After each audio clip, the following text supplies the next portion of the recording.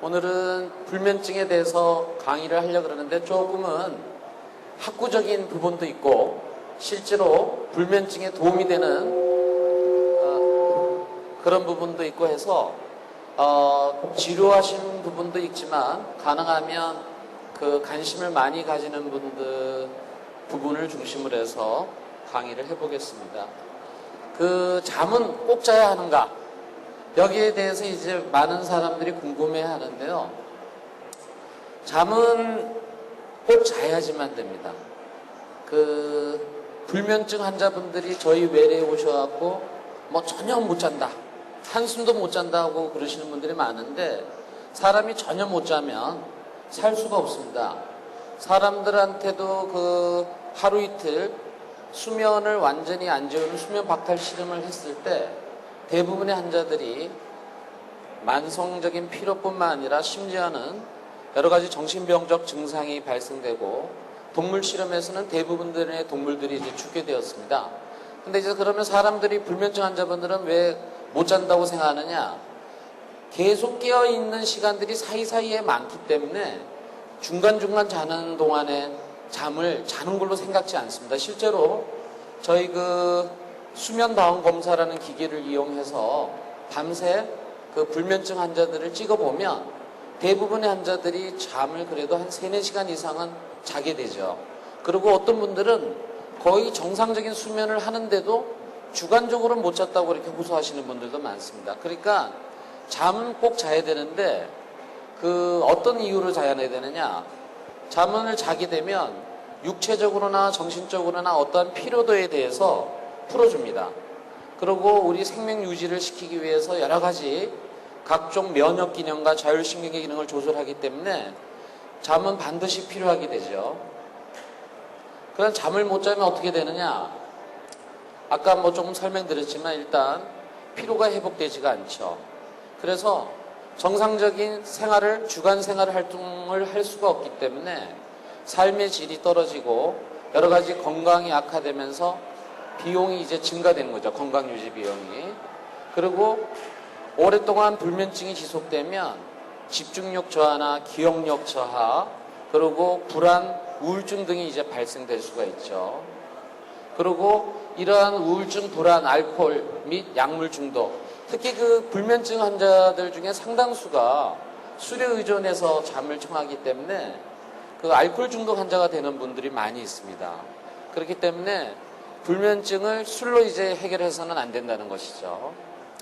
그리고 직장에서는 게으른 사람으로 소문이 나죠. 밤에 못 자니까 아침에 일찍 일어나기 힘들고 일어나서 출근해더라도 주간 활동이 적절하지 못하니까 그 직장에서 무능력하다고 이제 그 평가받기가 쉽죠. 그리고 또 문제가 많이 되는 것이 불면증 환자들이 일반적으로 잘 주무시는 분들에 비해서 교통사고 발생 비율이 무척 높습니다. 그리고 산업 현장에서도 불면증 환자들로 인해서 위험한 일을 맡겼을 때 그분들이 여러 가지 중요한 실수를 통해서 문제가 발생되는데, 예를 들면 이번에 그 미국에서의 그 우주왕복선 살인 그 사고도 그 우주왕복선을 이렇게 주관하는 그룹이 왕복선에 대해서 완벽을 기한다고 이 그룹 전체가 하루 이틀 밤을 새웠어요. 그러다 보니까 마지막 중요한 순간에 버튼을 잘못 눌러서 졸려가지고 그래서 사고가 났다는 말이 있을 정도로 이러한 사고의 위험 가능성이 높아지죠. 그러면 수면은 그냥 일반적인 수면은 그냥 자는 것과 깨어있는 이런 단순한 차이가 아니고요. 수면은 그 자는데 깊은 잠이 있고 얕은 잠이 있고 꿈꾸는 잠, 크게 3가지가 있습니다. 근데 이 깊은 잠과 얕은 잠, 꿈꾸는 잠 이 3가지가 동시에 이렇게 번갈아 가면서 이렇게 5번 정도 사이클을 그리면서 자줘야 건강한 수면이 되는데요. 특히 그 깊은 수면은 수면의 전반 부위에 이렇게 많이 나타나고, 꿈꾸는 렘 수면은 수면의 후반 부위에 많이 나타납니다. 그리고 얕은 수면은 이런 깊은 수면과 꿈꾸는 수면을 옮겨가기 위해서 필요한 중간 단계의 수면인데, 불면증 환자분들은 대부분 이 깊은 수면이 적고요. 그런 다음에 꿈꾸는 수면도 적습니다. 그러다 보니까 얕은 수면만 많기 때문에 잠을 자도 잠그 걷지가 않게 되죠.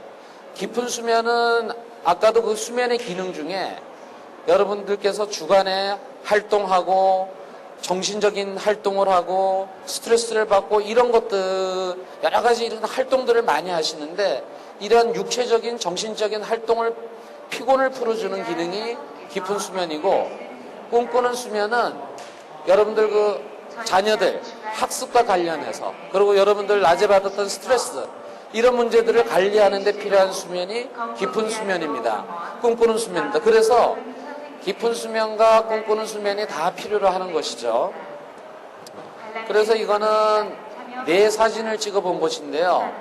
그 펫이라는 뇌 사진을 찍는데, MRI라는 것은 쉽게 말해서 머리의 구조를 살피는 촬영입니다. 그러니까 아파트로 치면 아파트의 구조가 어떻다, 구조가 설계가 잘 되어 있는다 못 되어 있느냐, 그런 걸 보는 게 MRI라고 그러면, 이 펫이라는 것은 그 아파트 안에 전기 공사가 잘 되어 있느냐, 그리고 하수도 상수도 공사가 잘 되어 있느냐, 그런 게 잘 되어 있지 않으면 아파트로서의 기능을 못하게 되죠.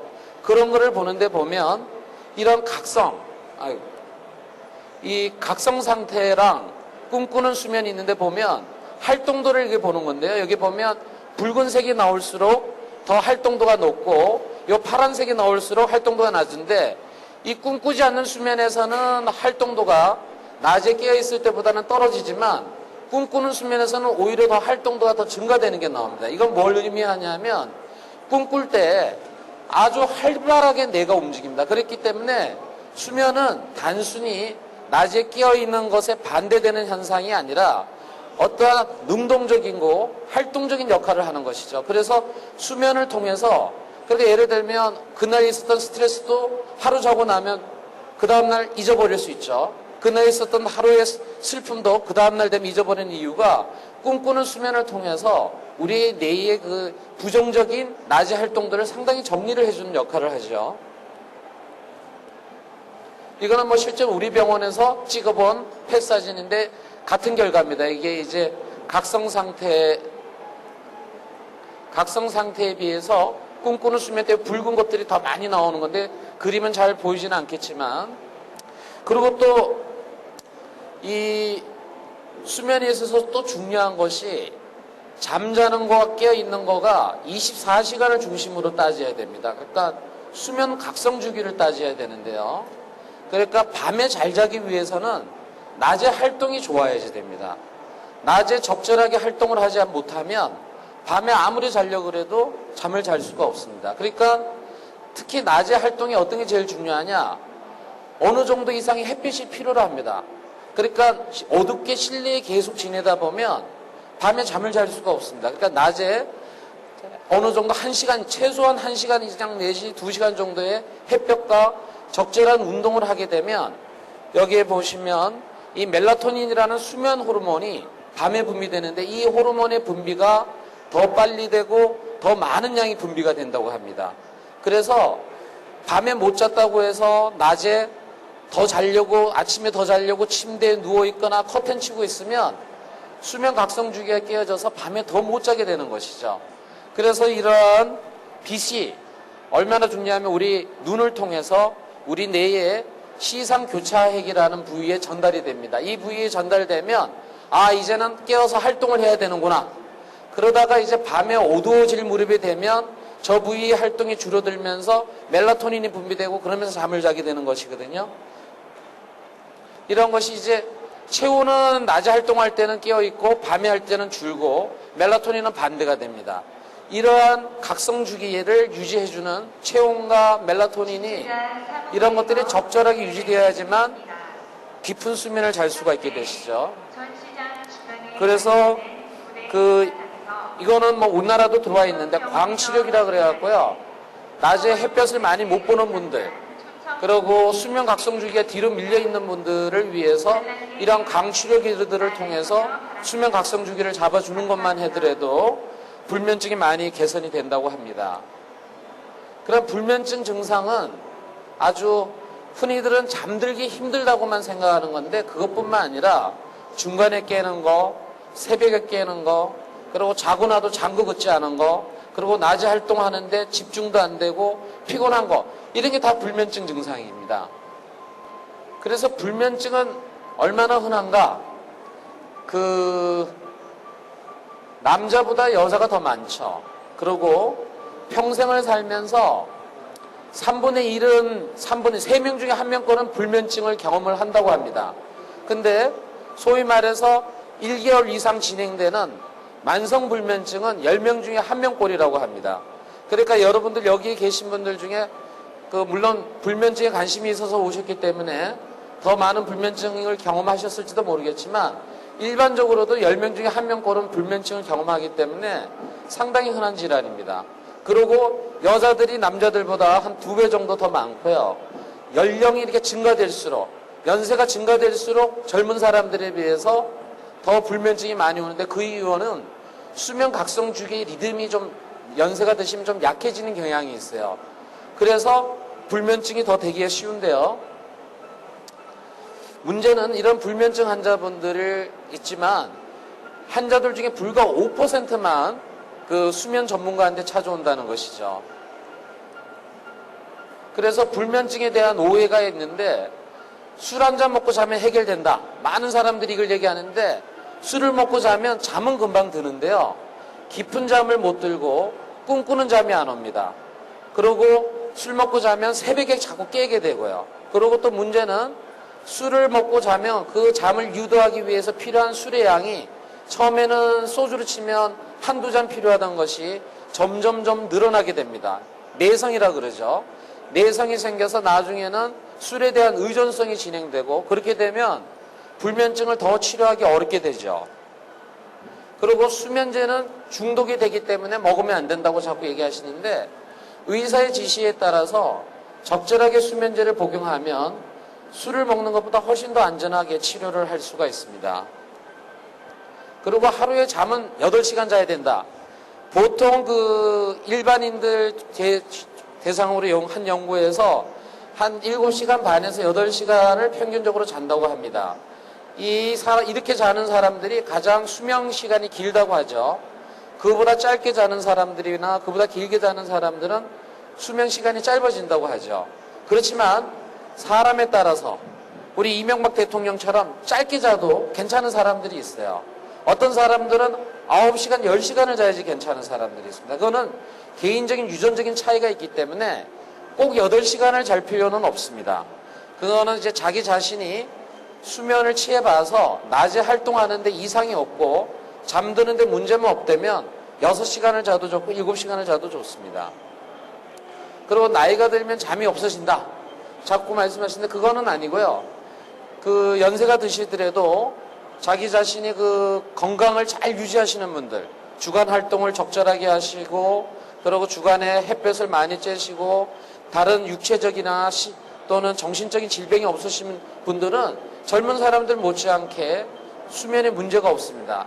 그러니까 연세가 드신 분들은 상당히 젊은 사람들에 비해서 여러 가지 신체적인 질병이 많이 생기죠. 예를 들면 관절염 같은 것도 많이 생기기 때문에 통증이 온다든가, 그런 다음에 또 연세가 드시면 잘 생기는 수면 질환들이 많이 있어요. 수면 무호흡증이 생긴다든가, 또는 다리가 불편해지는 하지 불안 증후군이 생긴다든가, 이러한 병 때문에 더 불면증이 깊어지는 거지 연세가 드신다고 해서 잠이 안 오신다는 건 아닙니다. 그리고 불면증은 전문적인 치료가 필요 없다라고 생각하시는데, 왜냐하면 참으면 된다고 생각하시거든요. 근데 불면증으로 인해서 떨어지는 사회적인 기능을 감안한다면 적극적인 필요가 필요하고요. 불면증을 오랫동안 내버려 두게 되면 여기서 2차적으로 기억력 장애뿐만 아니라 불안장애, 우울장애 등 여러 가지 정신과적인 질병으로 진행되는 수가 많이 있습니다. 그래서 잠이 안 올 때 술 한 잔 아주 나쁜 방법이고, 알코올은 아까도 말했듯이 깊은 잠을 방해를 하고 새벽에 일찍 깨고, 그리고 여러 가지 이러한 내과적인 증상들을 악화시킵니다. 어떤 분들은 술 때문에 역류성 식도염이 생겨가지고 고생하시는 분들을 많이 봤어요. 그래서 술은 절대로 수면제의 대용이 될 수가 없습니다. 수면제는 아까도 말씀드렸듯이 의사의 적절한 처방만 받게 되면 문제가 없는데, 물론 이제 수면제를 처방하기 전에 그냥 무조건 불면증이 왔다고 와서 의사들이 수면제를 처방하는 것은 좀 문제가 있습니다. 불면증은 하나의 증상이지 병명은 아니거든요. 불면증을 일으키는 원인은 수도 없이 많이 있습니다. 좀 이따가 그 슬라이드를 보여드리겠지만 1차적으로 원인이 뭔가를 조사를 하고 그 원인에 맞춰서 어떤 환자분들은 수면제를 처방하고 어떤 환자분들은 치료제를 처방하고 뭐 여러 가지 치료를 달리 해야지 된다는 것이죠. 그래서 적절한 사용은 술보다 훨씬 더 도움이 많이 되고 안전하다. 그리고 여러 가지 부작용이 알코올보다는 훨씬 적다는 것이죠. 이것도 아까도 말씀드렸듯이 개인적인 차가 있다는 것이 있고요. 그래서 깊은 잠을 자는 것이 중요하지 꼭 8시간을 자야 된다는 것이 중요한 것은 아닙니다. 그래서 낮에 주관적인 활동하는데 문제가 없을 정도의 수면만 된다면 아무런 문제가 없다 이것이죠. 그래서 나이가 들면 잠이 없어질까요? 그렇지 않습니다. 나이가 들어도 필요한 수면의 시간은 똑같이 필요합니다. 그래서 밤잠을 충분히 못 자기 때문에 연세 드신 분들이 낮잠을 이제 자게 되는 것이죠. 그래서 노년기 불면증은 아까도 말씀드린 이러한 신체적, 정신적 질환에 의한 것이 많다는 것이죠. 그래서 원인을 밝혀 치료를 하는 것이 되게 중요합니다. 저희 불면증 클리닉에 오시는 연세 드신 분들 중에 불면증으로 찾아오시는 분들 중에 제일 많은 원인이 뭘 것 같습니까? 여러분들 생각에. 제일 많은 원인이 저희 외래 오시는 분들은 우울증입니다. 우울증 환자분들은 보면 우울증이 걸리면 거의 80% 이상에서 불면증 증상이 동반이 됩니다. 근데 그 우리나라 우울증 환자분들 특징을 보면 외국 사람들은 우울증 환자들이 오면 자기 자신이 기분이 우울하고 의욕이 떨어지는 것으로 문제를 많이 삼고 외래 오는데 우리나라 환자분들은 오면 불면증으로 오시는 분들이 많아요. 우울증은 그렇게 중요치 않고 잠만 자면 난 좋겠다고 그러시는 분들이 많이 오거든요. 근데 그분들을 잘 들어보면 우울증 환자죠. 그러니까 우울증은 일반적인 불면증 환자와는 달리 잘 평소에 주무시던 분이 어느 날 스트레스를 받고 또는 여성분들의 폐경기 이후에 우울증이 찾아옵니다. 그러면 우울증이 찾아오면서 불면증이 오는데 개인 병원에서 뭐 자가 처방으로 수면제만 먹다 보면 우울증이 낫지 않는 한은 불면증이 낫지 않기 때문에 전혀 치료가 안 되죠. 그래서 그런 분들은 우울증 치료제를 쓰게 돼서 치료를 하면 불면증이 2차적으로 온 거기 때문에 많이 개선이 되고요. 또 두 번째로 많이 오시는 분들이 여성분들인 경우인데 하지 불안 증후군으로 오시는 분들이 많습니다. 다 잠만 자려고 그러면 다리가 불편해서 잠이 안 온다고 그러시는 분들이거든요. 그런 분들을 자세히 들어보면 그 하지 불안 증후군 증상만 교정이 되면 또 잠을 잘 주무시는 분들이 많거든요. 그래서 불면증은 원인이 다양하기 때문에 그 수면다운 검사라는 검사를 통해서 원인을 찾고 거기에 대해서 원인적 치료와 그런 다음에 필요하면 수면제를 같이 함께 치료하는 것이 중요하다는 것이죠. 그래서 불면증은 전문적인 치료가 필요 없다라고 생각하는 것은 오해라는 것이죠. 그래서 만성화되고 우울증 같은 증상이 또 2차적으로 발생되고 그래서 원인에 따른 치료가 필요하다는 것이죠. 잠을 못 자게 되면 이제 생활이 모조리 다 불면으로만 집착이 되는 경향이 있거든요. 그래서 자려고 자꾸 애를 쓰고 어떻게 하면 잘 잘 것인가 이렇게만 애쓰는데 자려고 애쓰면 애쓸수록 잠은 오히려 도망을 가게 됩니다. 그래서 말은 쉽지는 않은 건 아는데 어느 정도 수면에 대해서 집착을 버리시고 그리고 걱정하기보다는 어느 정도 불면에 대해서 용기를 가지고 부닥치기야지 되는데요. 오랫동안 누워있는 것은 오히려 더 불면증을 악화시킵니다. 불면증이 있으면 있으실수록 침대에 누워있는 시간을 짧게 하시고 낮잠을 피하시고 낮에 적극적인 활동을 하셔야지 됩니다. 그래서 자꾸 늦게까지 침대에서 안 일어나려고 하시고 그리고 또 몸을 피곤하게 하기 위해서 밤에 운동을 많이 하시는데 이런 것들은 안 좋고요. 불면증이 있더라도 일어나는 시간은 항상 일정하게 하시는 게 중요합니다. 이건 뭐냐면 수면 각성 주기의 리듬을 맞추는 건데 100m 출발선을 따졌을 때 100m 출발선이 일정해야지 도착하는 지점이 정해지거든요. 그것처럼 우리 하루 24시간 리듬을 유지시켜주기 위해서는 출발 시간 일정하게 해야 됩니다. 불면증 있는 환자분들은 보통 9시, 10시까지 침대에서 안 나오려고 그래요. 그렇게 하면 오히려 불면증이 더 악화됩니다. 일어나는 시간을 7시면 7시, 8시면 8시 딱 일어나서 무조건 그 침대에서 박차고 나와서 햇볕을 쬐고 활동을 해야지 됩니다. 그리고 자기 전에는 가격한 운동보다는 차분하게 마음을 가라앉히는 그런 이완 상태를 유지하는 게 좋겠고요. 오히려 운동은 낮에 하는 것이 좋습니다. 그래서 자기 전에 요즘같이 또 특히 이 더운 여름철에 그 적절한 온도의 물로 샤워를 해주고 자면 잠들기 전에 체온을 식혀주는 효과가 있어서 잠이 더 빨리 옵니다. 그 열대야 때 잠이 빨리 안 오는 이유가 온도가 높기 때문에 잠이 빨리 안 옵니다. 체온이 어느 정도 떨어져 줘야 서늘해져야 밤에 더 빨리 들거든요. 그러니까 어느 정도 겨울철에는 뭐 필요하면 그 에어컨을 사용하는데 습도만 조절을 해주더라도 우리 몸의 체온이 많이 떨어지거든요. 습도가 높으면 체온이 떨어지지가 않습니다. 그 땀이 발산이 안 되기 때문에 그래서 습도 조절만 해주더라도 열대야를 잘 겪어갈 수가 있죠. 이거는 저희 병원에 있는 수면 검사실을 보여드린 겁니다. 이러한 침실에서 여러 가지 센서들을 붙이고 밖에서 측정을 하고 분석을 하고 이래서 그날 하룻밤 동안에 잠을 어떻게 잤고 어떻게 일어났는 것에 대해서 그 설명을 하는데 여기 보면은 많은 환자분들이 밤에 자면서 코골이가 이제 많이 있습니다. 코골이. 수면 무호흡증이 많이 있는데 이런 분들은 잠은 빨리 드는데 자꾸 이상하게 중간에 깨서 화장실을 가고 또 새벽에 일어나서 잠이 안 온다고 그러시는데요.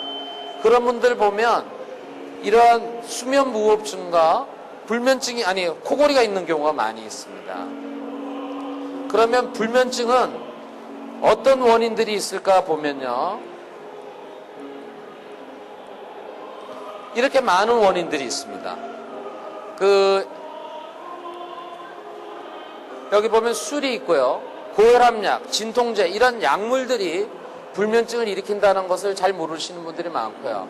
이러한 신체적인 질환 그리고 심리적인 스트레스 아까도 말씀드렸던 여러 가지 정신과적인 질환, 우울병, 불안장애 이런 것들이 일으키고요.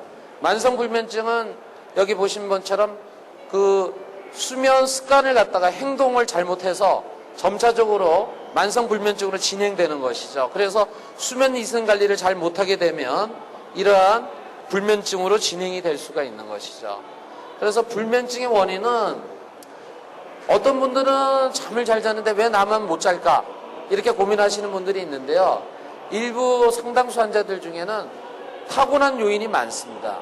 그러니까 체질적으로 원래 조금 불면증을 가지고 타고나신 분들이 좀 있습니다. 어릴 때는 모르는데 사춘기 들어가면서부터 서서히 일반적인 사람들에 비해서 잠들기가 좀 힘들어하기 시작하는 분들은 보면 타고난 불면증 환자분들이신데 이분들이 특히 수면 위생 관리를 안 하고 스트레스를 많이 받고 그러면서 자기 관리를 안 하게 되면 불면증 환자로 되게 되죠. 그러니까 체질적인 요인으로 불면증이 생길 수도 있지만 관리만 잘해주면 불면증이 진행이 안 되는데요. 여기가 이제 그 그림입니다. 여기 보면 이 체질적인 요인이 아직은 불면증이 안 되는데요. 이게 높아서 불면증이 오는 분들은 아주 드뭅니다. 여기 이제 높고 낮은 게 체질적으로 있는데 어떠한 불면증 유발 요인이 이렇게 해서 불면증을 일으키는데 요때는 급성 불면증이죠. 근데 요때까지만 해도 대개는 넘어가는데 유지 요인이라 그래서 아까도 말씀드렸듯이 잠을 못 자니까 보충하기 위해서 침실에 더 누워 있는다든가 술에 의존한다든가 난 피곤하니까 계속 낮잠을 자야 된다든가 이런 식으로 수면 위생을 흐트리는 여러 가지 행동들을 꾸준히 하면 유지 요인이 생기면서 만성불면증으로 진행되죠. 이렇게 되면 그때부터는 고질적인 만성불면증으로 진행돼서 치료가 어려워지는데요. 그러면 어떻게 하면 잠을 잘 자야 되느냐? 아까도 말씀드렸듯이 일어나는 시간이 일정하게 하시고, 그리고 또 주간의 활동을 적극적으로 하시고, 또 중요한 거는 커피, 술, 담배를 수면 잠들기 전에 가능한 6시 전에는 안 하시는 게 좋습니다.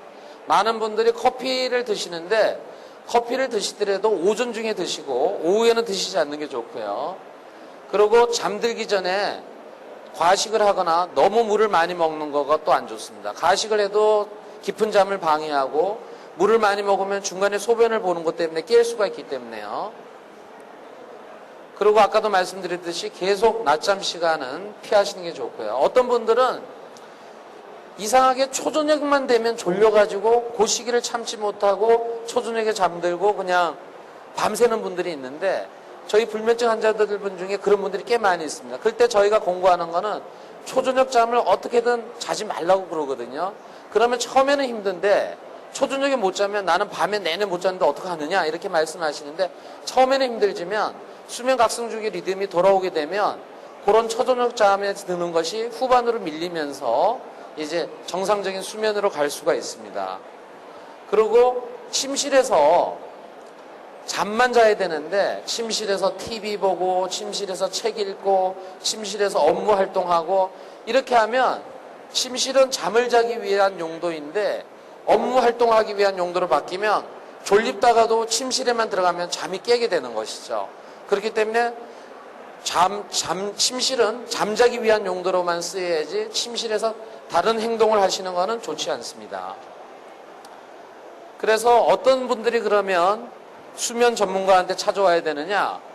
매번 잠들기가 1시간 이상 걸릴 때, 그리고 잠자려고 하면 온갖 생각이 떠올라서 잠이 안 올 때, 자다가 자주 깨면 다시 잠들기 힘들 때, 이런 현상들이 뭐 3, 4일 정도나 뭐 하루 이틀 이렇게 온다고 해서 병원에 오시는 건 아니고요.